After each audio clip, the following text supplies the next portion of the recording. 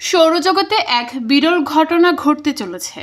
পৃথিবী, সূর্য ও বৃহস্পতি গ্রহ একই সরলরেখায় অবস্থান করবে আজ শনিবার। এই দিন সারা রাত বৃহস্পতি আকাশে দৃশ্যমান থাকবে। এই অবস্থানকে বলা হয় জুপিটার্স অপোজিশন। এমন বিরল মহাজাগতিক ঘটনা সৌরজগতের রহস্য ও সৌন্দর্যের প্রতি মানুষের কৌতূহলকে বাড়িয়ে দেয়। আকাশপ্রেমীদের জন্য এক দুর্লভ সুযোগ এনে দিয়েছে জুপিটার্স অপোজিশন। সাধারণত আমরা পৃথিবী থেকে সৌরজগতের অন্য গ্রহগুলোকে আকাশের তারা হিসেবে দেখতে পাই। কোনোটা বেশি উজ্জ্বল, কোনোটা কম। পৃথিবী থেকে দেখতে পাওয়া সবচেয়ে উজ্জ্বল তারাটি হলো ধ্রুব তারা। এটা আসলে শুক্র গ্রহ।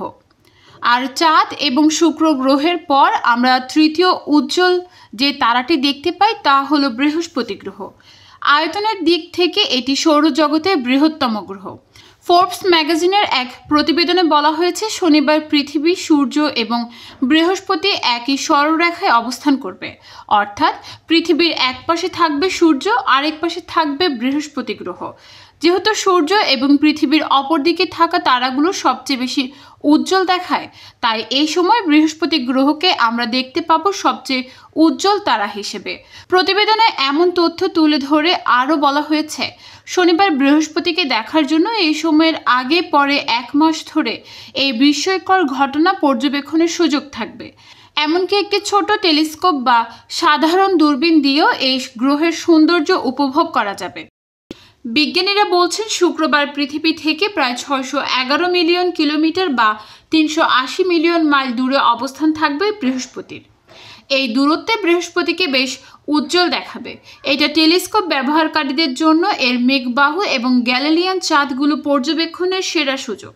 তবে শনিবার সন্ধ্যায় পূর্ব ও উত্তর পূর্ব আকাশে বৃষ রাশির কাছে বৃহস্পতি উঠতে দেখা যাবে।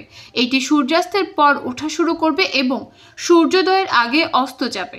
এই বিরল ঘটনায় বৃহস্পতির প্রতিফলিত সূর্যালোক পৃথিবীতে পৌঁছাতে প্রায় 34 মিনিট সময় নেবে।